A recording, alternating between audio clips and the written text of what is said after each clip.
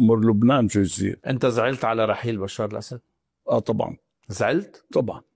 وحتى بعد المشاهد اللي شفتها ما فيش مشاهد. بصيدنايا مين اللي قال انه هي مشاهد صحيحه؟ ومين قال انه نحن؟ انت الان انت الان انا هلا بعمل فيلم عنك هلا انت. انا بعمل فيلم. كان في اعلام بالاعلام. بعمل فيلم عنك بالارتفيشال انتليجنس شيء بصورك وانت عم بتقوس. هيدا غير شيء، ولكن كان في مراسلين لشبكات اعلاميه دوليه وعالميه موجوده على الارض ونقل كل الموجودين هم كانوا تحت سلطه الحكم اللي بالارض. ليش ما طلعت الافلام هاي قبل؟ مين كان بده يطلعها قبل؟ مين كان يقدر يفوت لهونيك تيطلعها؟ المخابرات موجوده في كل مخابرات الدنيا موجوده بسوريا. ليش ما حكيوا عنها من قبل؟ هلا انتم شكك انا ما لا اقول الجرائم اللي حصلت كلها. ما بقدر اشهد على شيء مفتعل، على عمل مفتعل ليس عندي عليه اثباتات. انا محاسب قانوني. انا ما بثبت عندي الا بالتدقيق.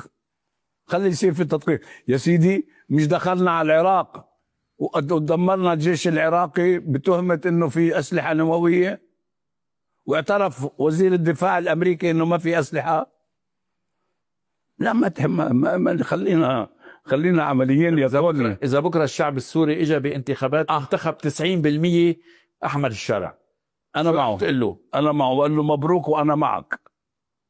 والان انا بقول له معك طالما انت موجود الحاكم، لانه سوريا تستحق حكما ونظاما وانضباطا وسلامة وامنا وازدهارا.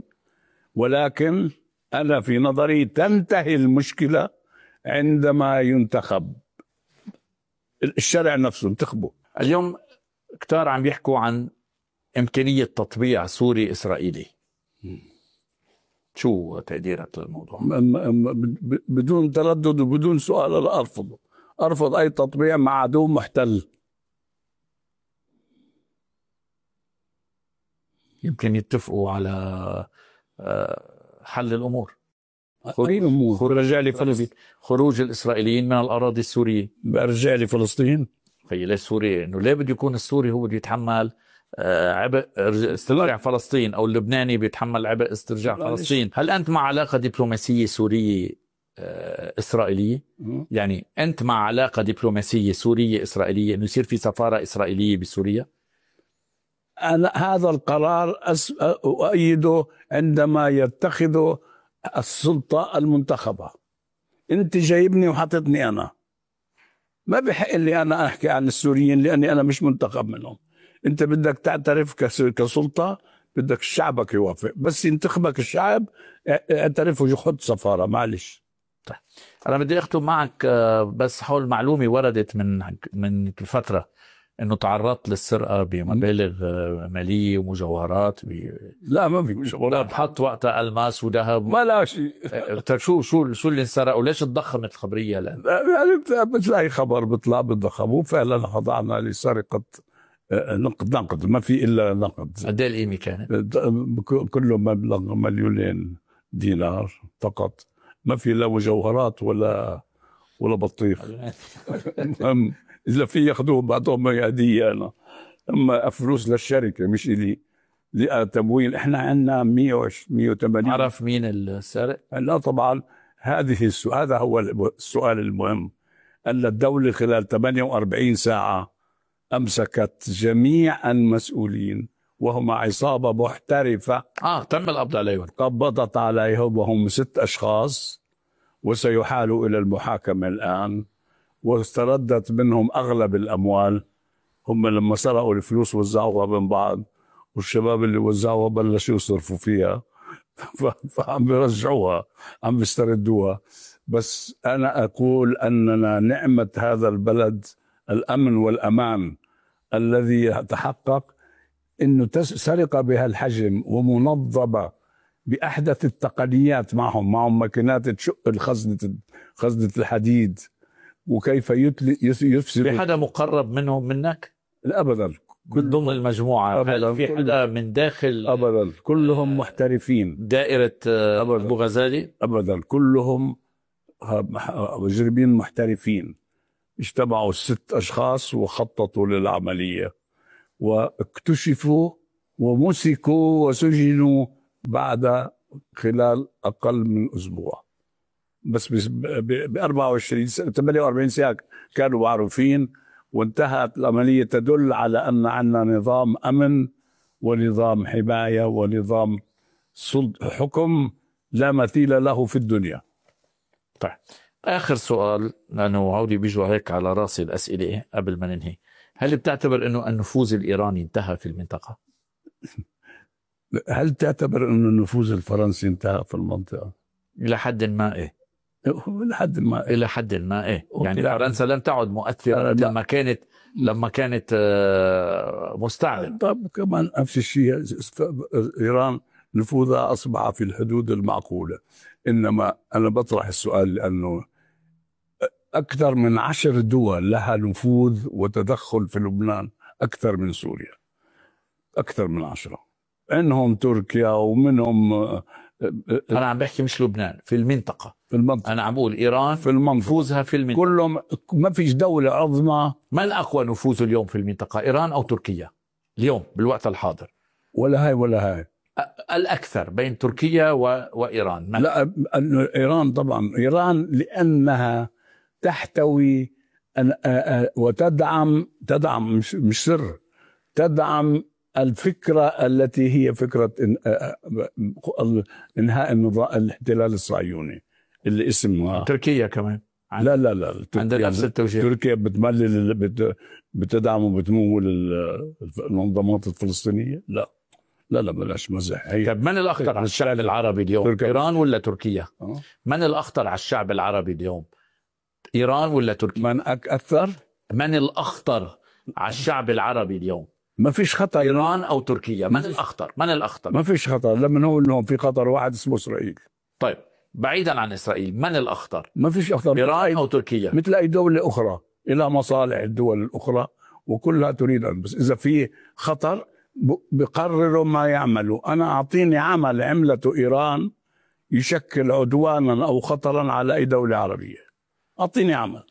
يعني هاي الأكذوبة اللي منشورة أمريكيا. طيب تركيا أبدا. تركيا هي دائما تحاول أن تكون بالنص، مش لأنها لا تعلن الموقف، هي تغير مواقف وتعين وتحاول أن تلعب لعبة الوسيط دائما. أما أنا اللي بيقول لي إيران، أنا عندي دولة اسم العدو احتل وقتل ودمر وخرب أعطيني شو خربت إيران. أما الإشاعة هيك نقول إيران هي الخطر، إيران ما عندي، ما شفتش منها أنا أي. هل تتوقع تغيير النظام في إيران؟ تغيير النظام في يتغير يا سيدي. هل تتوقع؟ لا ما أتوقع، لأنه هو إذا في فئات أو عدد من الناس لا يرضون هذا شيء طبيعي. فعلى أن أيام محمد ما كانش كل الناس معه، وأيام المسيح ما كانش كل الناس معه. هل يعني التوقع هو هل ممكن أن تقدم أمريكا على بعمل ما لتغيير النظام في إيران؟ أنا مثل ما غيروا الشاه قديما. أنا يعني الشاه قصة ثانية، بس يعني العصر لتغيير الرؤساء اللي موجود إذا بدك عد على كم دولة أخرى غيروا. مش هذا الموضوع. الموضوع هذا النظام يعمل لمصلحة شعبه. كم سنة محاصر، مقاطع، معزول، مدمر. وين مصلحة شعبه قاعدة؟ مصلحة شعبه أنه أصبح دولة عظمى غصب عن اللي من يقاطعه. إيران دولة تنتج مسيرات وتبيعها لروسيا. إيران وهي تحت الحصار كان ممكن تنتج أمور مفيدة للعالم، من سلاح حرب، تنتج كل هذا واحد من المنتجات. هذا واحد. إنه وين مصلحة شعب دولة سياستها حاطتها بخانة الحصار وبخانة الخنق.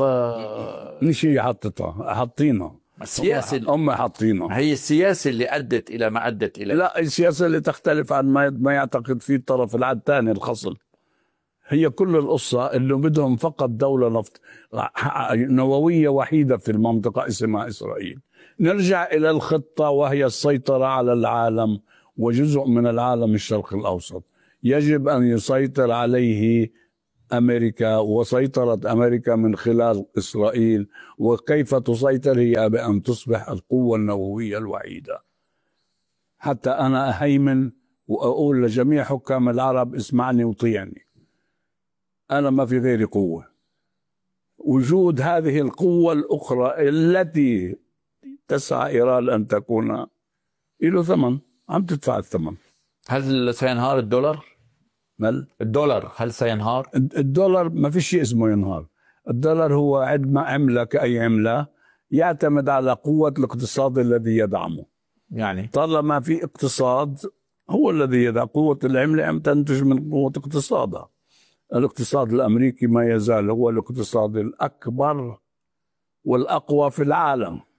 يعني هو حجم الاقتصاد في أمريكا ضعف الصين. نعم. الصين أصبحت متفوقة في كل شيء إلا الاقتصاد، حجم الاقتصاد.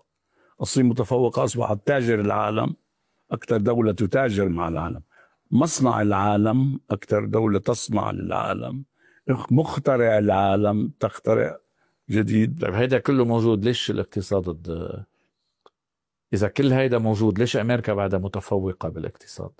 لأنه الحجم يختلف. حجم الاقتصاد هو عدد الإجراءات اللي بتتم على أي عملية تجارية، ولكن بالنسبة لحجم الاقتصاد يعني دولة صغيرة ممكن أن يكون حجم اقتصادها كبير. الصين، روسيا دولة عظمى، اقتصادها ولا شيء، لا يقارن بشيء. ما فيش مربوطين ببعض، شيئين مختلفين. اقتصاد أكبر اقتصاد صحيح، ولكنه الآن يخضع لضغوطات مؤلمة وستسيء إلا كلنا.